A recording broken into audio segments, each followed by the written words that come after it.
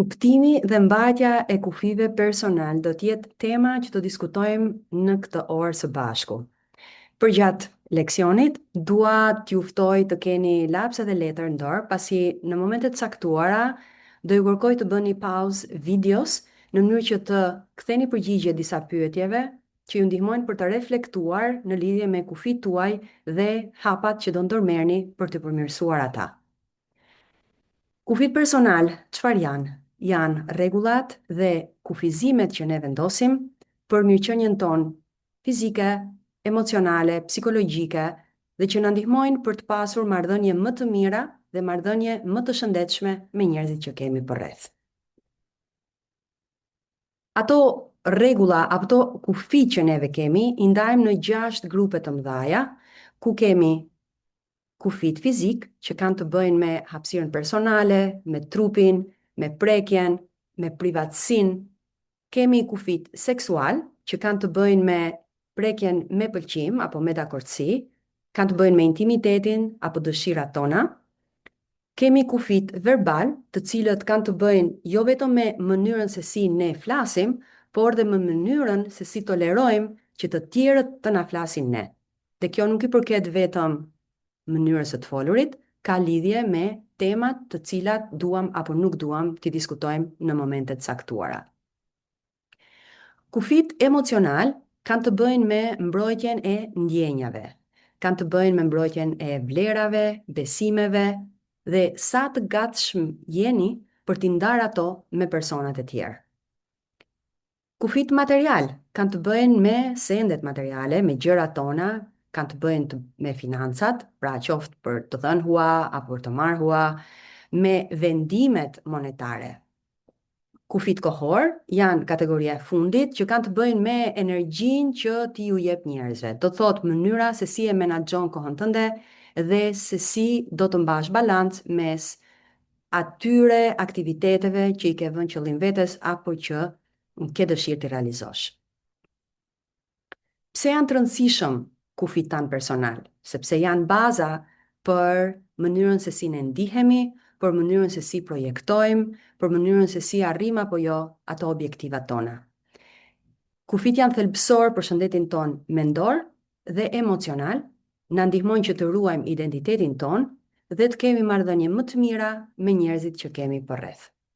Në qoftë se ne nuk kemi kufit të qartë, atëherë rrezikojmë të humbasim veten dhe rrezikojmë që të ndihemi të lodhur emocionalisht. Disa prej përfitimeve kur neve përforcojmë kufit tanë janë vetë respekti, vlera personale, marrëdhënie të shëndetshme dhe të qëndrueshme me njerëzit që kemi përreth, një stres të reduktuar dhe një mirëqenie emocionale më të madhe, si dhe vetë kujdes edhe ruajtje të energjisë personale. Shkeljet e zakonshme të kufive tanë në të përditshmen kanë të bëjnë me ndërhyrjen fizike, kanë të bëjnë me manipulimin emocional, keqpërdorimin e kohës, apo keqpërdorimin e burimeve materiale. Së bashku do të shikojmë ku jemi për kufit tanë, ku ndodhemi, sa i kemi të përforcuar apo jo, dhe së dyti si mund të përmirësojmë diçka në mënyrë që komunikimi ynë të jetë më i qartë dhe të jetë më efektiv për të vendosur kufi dhe kjo na ndihmon që edhe të tjerët të respektojnë këta kufi tanë. Vendosja e kufive pavarësisht kategorisë, shumë herë ndërlidhet me njëra tjetrën, ndonjëherë këto kategoritë kanë edhe mbi vendosje dhe kjo është më se e zakonshme, pasi normalisht këta kufi janë të ndërlidhur me njëri tjetrin dhe bashkarisht formojnë atë që ne quajmë sistem i shëndetshëm kufish. Dhe pavarësisht se kemi njohuri për kufit, për shumë njerëz kjo është një punë e vështirë, është një punë në progres, e cila kërkon përmirësim të vazhdueshëm në funksion të rrethanave apo situatave që neve përballemi. Është kjo që na sjell tek një pikë që dua të diskutoj, që është zona e tolerancës së kufive. Mënyra se si kufit variojnë varet shumë nga konteksti, varet nga rrethanat, varet dhe nga personat me të cilët neve jemi në kontakt apo kemi të bëjmë. Kufit e ngurt janë ata kufi ku personi është i mbyllur, nuk ka shumë lidhje të ngushta apo nuk dëshiron të ketë shumë lidhje të ngushta, ka një distancë pra emocionale, ka vështirësi për të kërkuar ndihmë dhe krijohet kështu një farë izolimi nga të tjerët. Të kufit e butë kemi ata njerëz të cilët kanë vështirësi për të thënë jo. Kanë tendencën që të përfshihen shumë tek problemet e të tjerëve dhe në një farë mënyre humbasin vetveten dhe nuk i qëndrojnë të vërtet vetvetes. Te kufit e butë, njerëzit kanë një farë tendence gjithashtu për të qenë shumë të ndjeshëm në atë nëse ju pëlqejnë apo jo njerëzve që kanë përreth. Pra ndikohen shumë nga mendimi që të tjerët kanë për ta. Dhe së treti, kemi ata që quajmë kufit të shëndetshëm dhe është atëherë kur personat kanë komunikim të qartë, të nevojave të tyre, të dëshirave të tyre, krijojnë dhe kërkojnë një respekt reciprok, si dhe kanë një fleksibilitet i cili është i ekuilibruar, por që gjithmonë duke qëndruar të vërtet vetës së vetë edhe kufive të tyre. Kufit fizik janë ata që lidhen me hapësirën personale, me trupin, me gjërat tona, me sendet tona, dhe është respektimi i këtyre kufive një element thelbësor për mirëqenien edhe sigurinë tonë personale. Disa shembuj të kufive fizik të pashëndetshëm mund të jenë këta në vazhdim. Për shembull, të prekësh dikën në një mënyrë që e bën të mos ndihet rehat, të jesh ulur shumë afër dikujt, të flasësh me një distancë shumë të vogël me personin që ke përballë, të kontrollosh apo të prekësh gjërat personale pa lejen e tyre, të përqafosh, të puthësh njerëz kur ata nuk ndihen rehat. Këto janë veprime që mund të realizosh ti apo dikush ndaj teje dhe janë shembuj pra të kufive të pashëndetshëm. Cilët janë disa kufi fizik të shëndetshëm? Mund të jetë ajo prekja e dikujt në një mënyrë të përshtatshme, për shembull duke kërkuar pëlqimin përpara, duke ditur nëse mund ta puthësh në faqe apo mund t'i shtrëngosh dorën apo mund ta përqafosh, dhe në funksion të lidhjes që ke me këtë person dhe në funksion të vendit ku ndodhesh. Tjetër shembull është kur ti lejon një distancë të përshtatshme mes teje dhe personit që ke përballë apo personave të tjerë kur jeni duke folur. Tjetër është kur ti flet nëse nuk ndihesh rehat, pra je duke u shprehur në rast kur diçka nuk shkon. Tani ju ftojmë të realizojmë së bashku një reflektim që ka të bëjë me kufit tuaj fizik. Pas çdo pyetje, ju ftoj të bëni pauzë videos në mënyrë që juve të shkruani, të reflektoni mbi secilën prej tyre, apo të përgjigjeni me mendjen tuaj në mënyrë që të ndihmojë kjo në thellimin e njohurive edhe në kuptimin se ku ndodhen kufit tuaj fizik në këto momente. Atëherë, a ndiheni rehat me kontaktin fizik nga njerëz të ndryshëm? A jeni në gjendje t'ju tregoni njerëzve kur nuk jeni rehat me kontaktin fizik prej tyre? Si reagoni kur dikush shkel hapësirën tuaj personale? A keni vendosur kufi të qartë për hapësirën apo personin tuaj?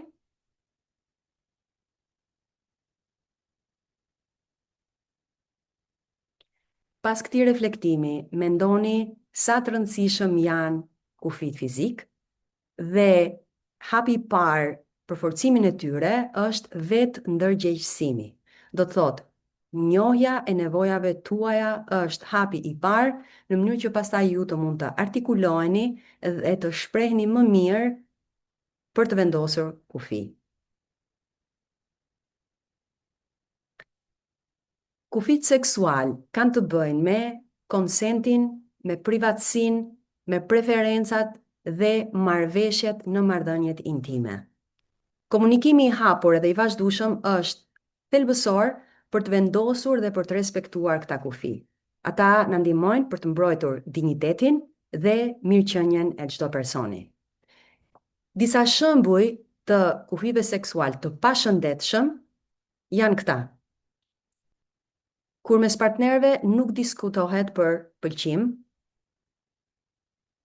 të mos thuash jo për gjërat që nuk të bëjnë të ndihesh rehat, nuk ndihesh sikur mund të diskutosh çështje për shembull kontracepcionin apo mbrojtjen në marrëdhënie seksuale, të lejosh njerëzit që të përfitojnë nga ty seksualisht. Si shembuj të kufive të shëndetshëm, mund të përmendim: nuk e frikë të thuash jo, kur je në gjendje të diskutosh privatësinë me partneren, apo dhe mos diskutimin e çështjeve të caktuar, si mund të jetë përvojat mëparshme seksuale. Tjetër shembull është kërkimi që njëri nga partnerët të përdorë mbrojtje, apo diskutimi i nevojave edhe i dëshirave tuaja. Pra këta janë disa nga shembujt, ju mund të shtoni dhe shembujt tuaj, dhe pyetje reflektuese që mund të bëni pauzë videos edhe t'ju përgjigjeni, cilat janë vlerat e tua personale në lidhje me kontraceptivët edhe mbrojtjen. A ndihesh rehat të diskutosh kufit seksual me partnerin?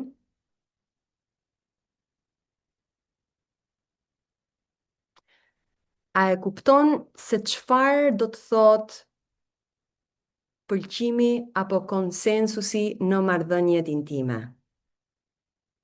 Si reagon kur kufit e tu seksual nuk respektohen? Në çfarë bazohen kufit seksual të shëndetshëm? Ato bazohen në komunikimin e hapur, në respektin e ndërsjellët, si dhe në mirëkuptimin e qartë të pëlqimit apo të konsentit. Kufit material janë ata që kanë të bëjnë me pronësinë personale, kanë të bëjnë me huazimin e sendeve, kanë të bëjnë me financat, apo përgjegjësinë ndaj gjërave materiale tuat. Këta kufi na ndihmojnë që të përcaktojmë çfarë u lejojmë të tjerëve të përdorin edhe si i menaxhojmë ne burimet tona. Cilët janë disa nga shembujt që dua të përmend si të pashëndetshëm?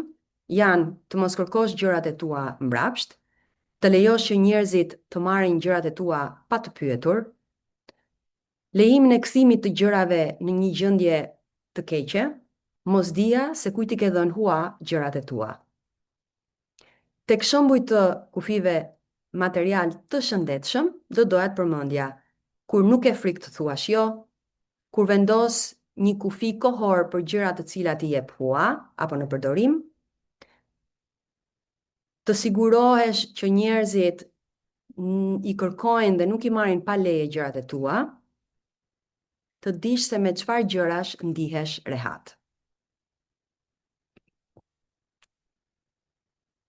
Tek pyetjet reflektuese mbi kufit material, jeni gati? Atëre, çfarë gjërash i konsideron të tuat që nuk ke dëshirë t'i ndash?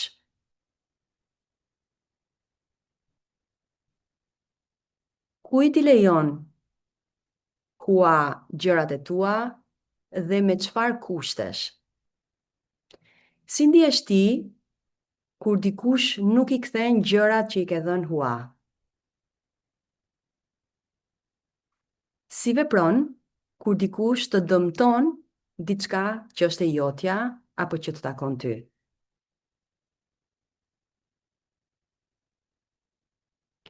Kufit material pra na ndihmojnë që ne të mbrojmë pronën tonë dhe të vendosim rregulla të qarta për huazimin apo për ndarjen e gjërave tona me njerëz të tjerë.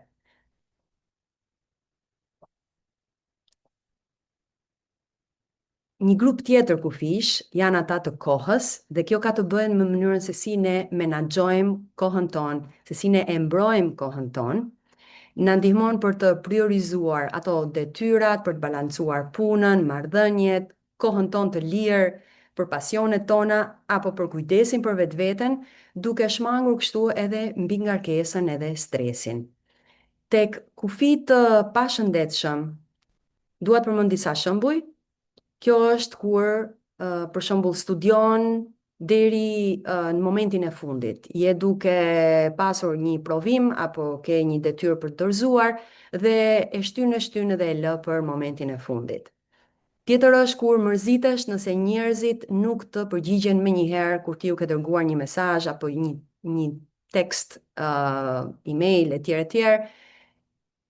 Tjetër shembull është kur i telefonon njerëzit, siç i themi, orë pa orë, do të thotë ose shumë herët ose shumë vonë, pa marrë në konsiderat kohën e tyre. Kjo mund t'ju ndodhi edhe juve, ose juve mund t'ja bëni dikujt tjetër. Dhe fundit është të heqësh dorë nga planet e tua për të qenë me njerëz të tjerë, dhe kjo mund të sjelli prap një prishje të ekuilibrit. Kufit të shëndetshëm të kohës janë ata kur ti i jep përparësi kohës për veten. Tjetër është kur ke një menaxhim të mirë të kohës dhe e respekton atë. Kur rezervon kohë për punë ose për studim. Kur nuk i përkushtohesh shumë një personi apo një gjëje të caktuar. Disa pyetje reflektuese mbi kufit e kohës. A je e vetëdijshme për kufit e tua të kohës? A u komunikoni të tjerëve nevojat e tua për kohë? A ndjeni shpesh me stres apo me ngarkesë? A keni kontroll mbi orarin tuaj personal? A i jepni prioritet atyre aktiviteteve që ju rimbushin? A e balanconi mirë punën, marrëdhëniet me të tjerët dhe kohën për kujdesin personal?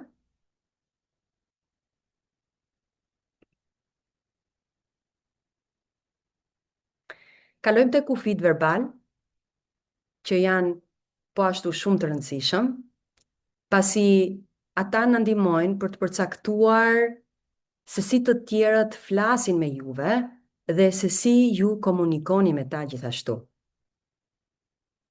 Kufit verbal janë shumë të rëndësishëm për të mbrojtur jo vetëm dinjitetin ton nga ana e komunikimit, por edhe nga ana emocionale. Një element i rëndësishëm është përdorimi i fjalës unë, duke qenë se është një mjet i fuqishëm për të shprehur nevojat e tua pa fajsuar të tjerat.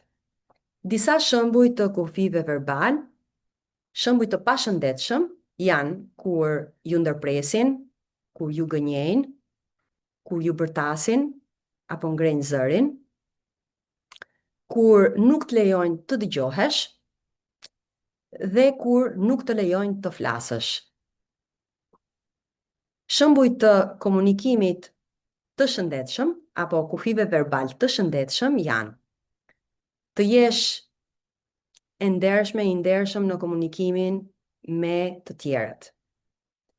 Të flasësh me një ton respektues, jo agresiv, jo nënshtrues. Ti lejosh njerëzit e tjerë të flasin edhe të kontribojnë në biseda. Të përdorësh termin unë. Janë shembuj të kufive verbal të shëndetshëm. Reflektojmë tani se si janë këta kufi për veten tuaj. Çfarë lloj gjuhe ose tonesh të tjerët përdorin që ti të mos ndihesh rehat apo mos të ndihesh mirë? Si i trajton temat që janë të ndjeshme ose të parehatshme për ty? Cili është stili yt i preferuar i komunikimit me të tjerët? Si reagon ti kur dikush shkel kufit e tu verbal?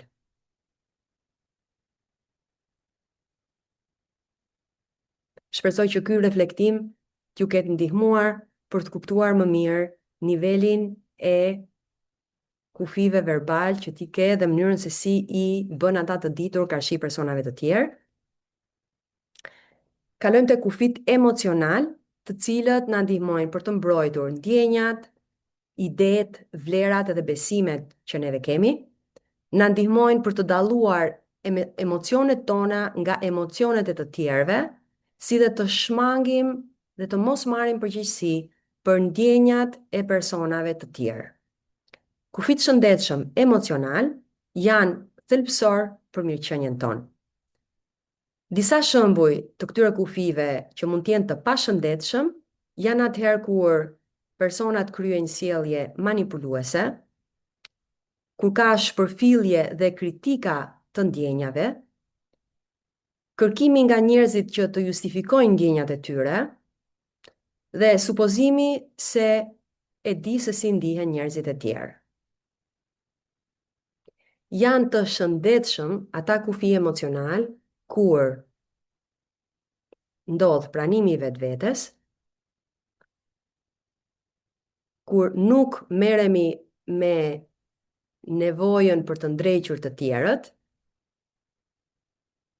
kur flasim hapur nëse nuk pajtohemi me dikë,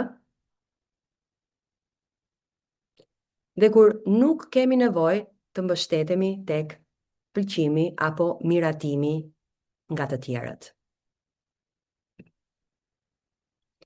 Ku jeni juve me këta kufi?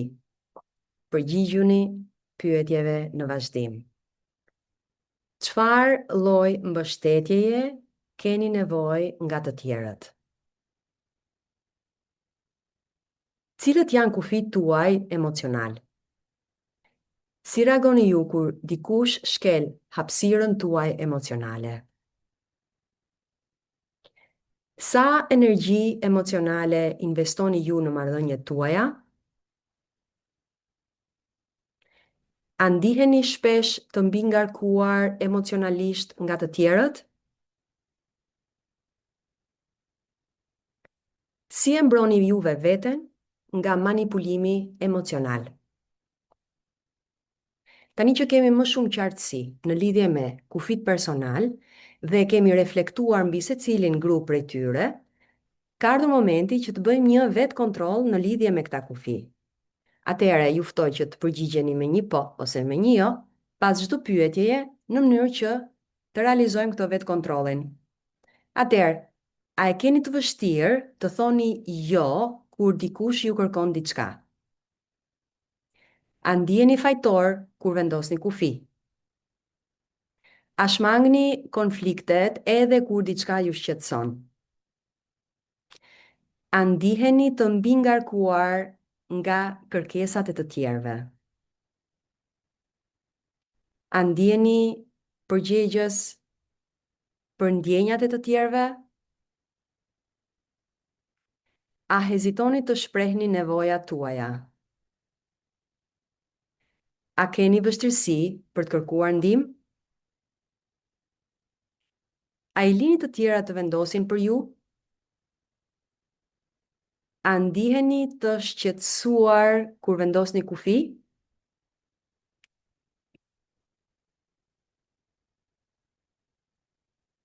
A ndjeni që të tjerët përfitojnë nga ti?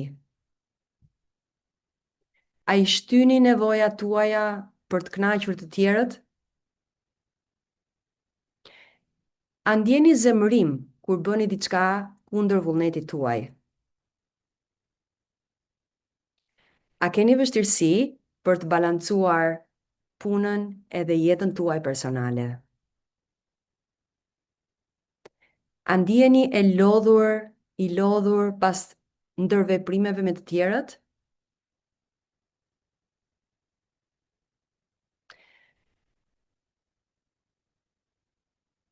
A injoroni shpesh ndjenjat e tua për të shmangur konfliktin? A kërkoni falje shpesh edhe pa arsye? A keni vështirësi të ndani ndjenjat e tua me ato të të tjerëve? A shqetësohesh se si do të reagojnë të tjerët nëse ti vendos kufi? Të përgjigjurit me po ose jo, shpresoj t'ju ketë ndihmuar për të reflektuar dhe për të kuptuar më mirë se sa të lehtë apo të vështirë keni juve për të vendosur kufi. Dua t'ju ftoj të mendoni tani se çfarë vutre në përgjigjet tuaja. Si ndiheni pasi pranoni diçka që ju shqetëson apo që nuk ju bën të ndiheni rehat? Si mund të përmirësoni marrëdhëniet tuaja duke vendosur kufi të shëndetshëm?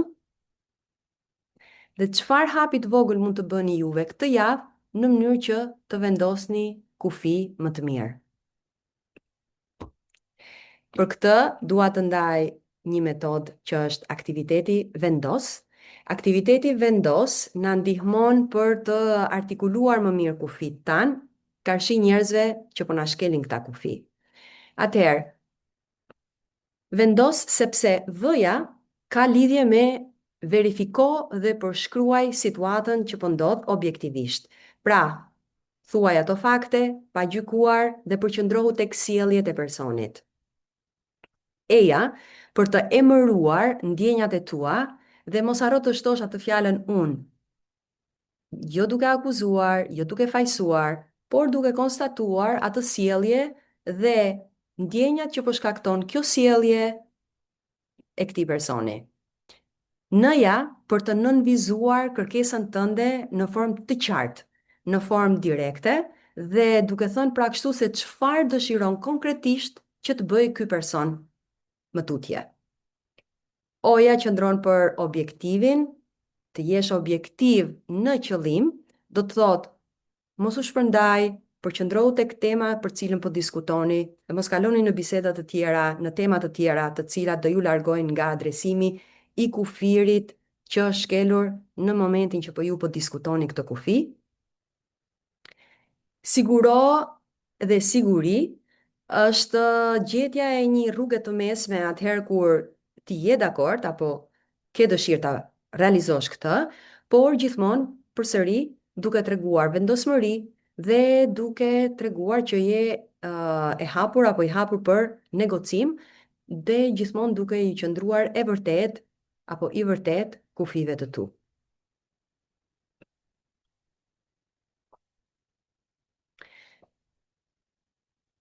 Këto pika na ndihmojnë për komunikimin dhe atë që ne quajmë formula e komunikimit e bazuar në metodën fuqizimi nëpërmjet vetëmbrojtjes dhe është ai komunikimi me 3 hapa. Në thelb, hapi parë ka të bëjë me përshkrimin e qartë të situatës apo të veprimit të sjelljes që po realizon personi. E dyta është të shprehurit e ndjenjave të tua si pasojë e kësaj sjelljeje, pra unë ndihem e lënduar, unë ndihem e friksuar, unë ndihem e ofenduar, në varësi se çfarë po shkakton pra sjellja e këtij personi tek ty. Dhe hapi i tretë është të kërkosh në formë të qartë dhe të drejtë për drejtë atë që dëshiron ti të bëjë ky person. Këto 3 hapa janë thelbi apo esenca për formulën e komunikimit. Patjetër që mund t'i shtosh elemente të tjera në formë garniture, mund të jenë të lutem, mund të jetë një faleminderit, mund të jenë edhe shtimi i elementeve si për shembull mund të artikulosh një pasojë që mund të vijë më pas, ose nëse për shembull, nëse ti nuk e ul zërin, atëherë unë do të largohem. Nëse nuk më krijon hapësirë, unë do ankohem ke supervizori apo personi tjetër. Pra, këto janë elemente që ti mund t'i shtosh tek formula e komunikimit, po këto 3 hapa janë kyç për të adresuar atë çështje që po na shqetëson. Dhe ndryshimi këtu është sepse përqendrohemi tek sjellja dhe jo tek personi. Pra nuk gjykojmë apo fajsojmë direkt personin si individ, por veprimet e tij. Ka një ndryshim të madh të rëndësishëm që na ndihmon për të komunikuar në formë jo të dhunshme.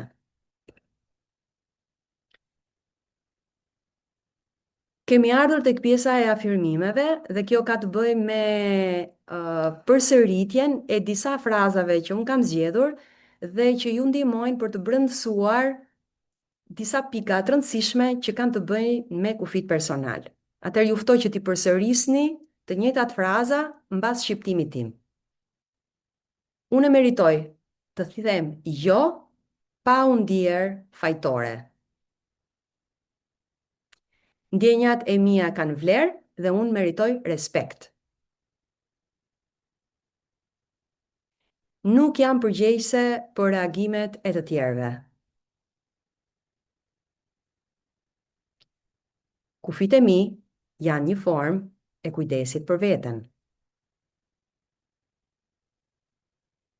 E mbroj energjinë time edhe shëndetin mendor. I besoj instinkteve të mia dhe vendimeve të mia. Bravo! Tani, çfarë shembush duam të përsërisim në mënyrë që të vendosim kufi me personat që kemi përreth. Atëre, janë disa fraza të thjeshta që ju ftoj gjithashtu t'i përsërisni. Më lejo të kontrolloj kalendarin edhe do të të kthej përgjigje.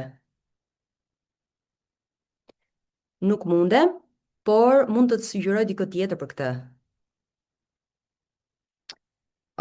Kam një angazhim tjetër. Nuk mund t'jem e disponueshme. Mund të qëndroj, por vetëm për pak kohë. Mund të t'jap hua, por kam nevojë që të ma kthesh të premten. Jo, s'mund të jap makinën, më vjen keq.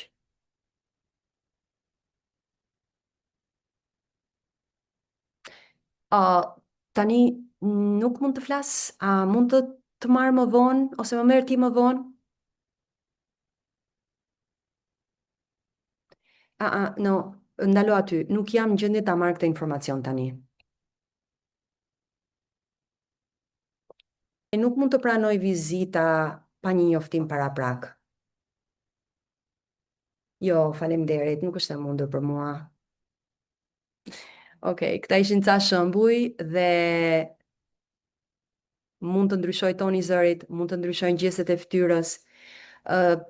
Në thelb janë fraza që janë direkte. Pra, jo domosdoshmërisht themi më vjen keq apo më fal apo të lutem.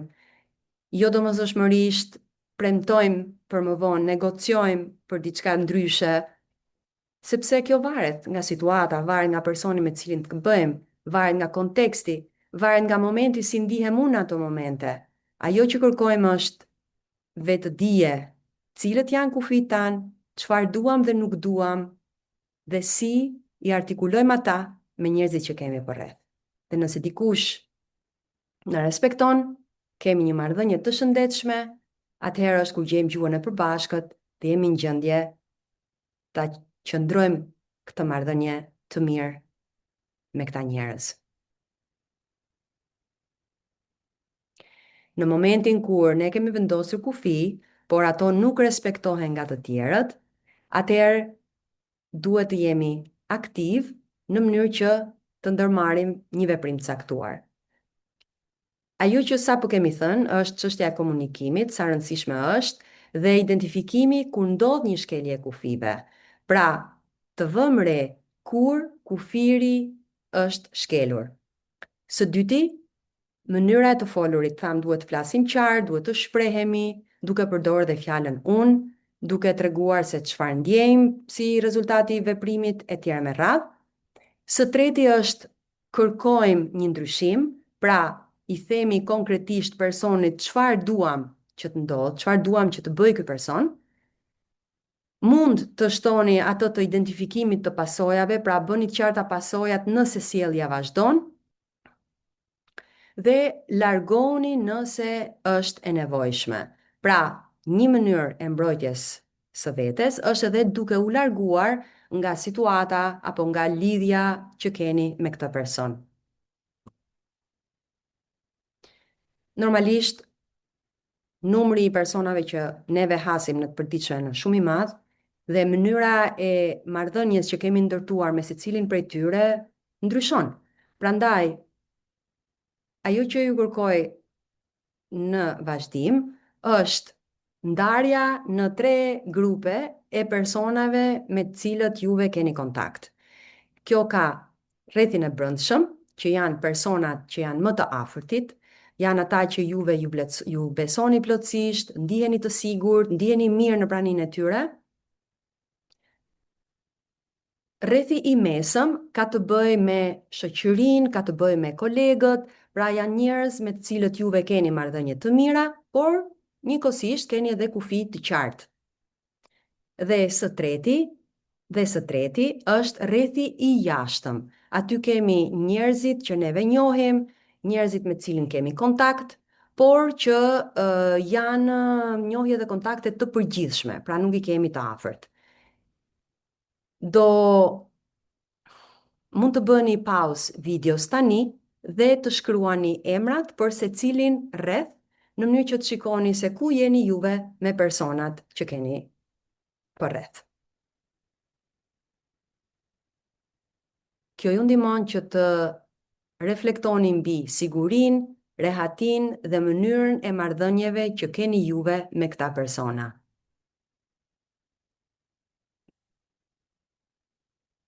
Tani që kemi hartëzuar dhe personat me të cilët neve kemi marrëdhënie në të përditshmen, dua t'ju pyes se si lëvizin njerëzit midis rrathëve. Cilat janë tiparet thelbësore që bëjnë që disa njerëz të kualifikohen si njerëzit tuaj më të afërt, tek rrethi juaj i brendshëm? Çfarë bën dikë që të jetë në rrethin e jashtëm apo në atë të brendshëm? Dhe sa kohë apo sa energji i kushtoni juve secilit rreth?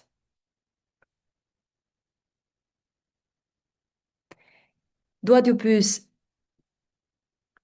sa i rëndësishëm është besimi tek këta njerëz si tipar që i përcakton në pozicionimin e tyre tek një rreth apo një tjetër.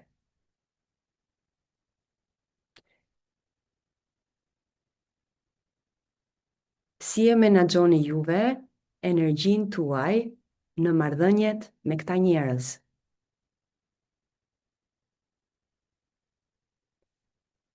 Dhe çfarë dëshironi të ndryshoni tek mënyra e ndërtimit të marrëdhënieve më të mira, më të sigurta me këta njerëz?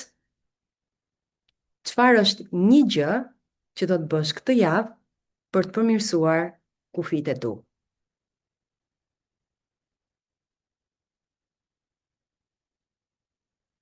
Uroj të keni mësuar gjëra të reja në lidhje me kufijtë, disa mënyra të reja komunikimi, dhe t'ju ketë qartësuar dhe të keni reflektuar mbi ato përmirësime që juve i konsideroni të nevojshme, dhe mos hezitoni të më kontaktoni për më shumë informacion apo për sesione të posaçme që kufijtë tuaj të respektohen.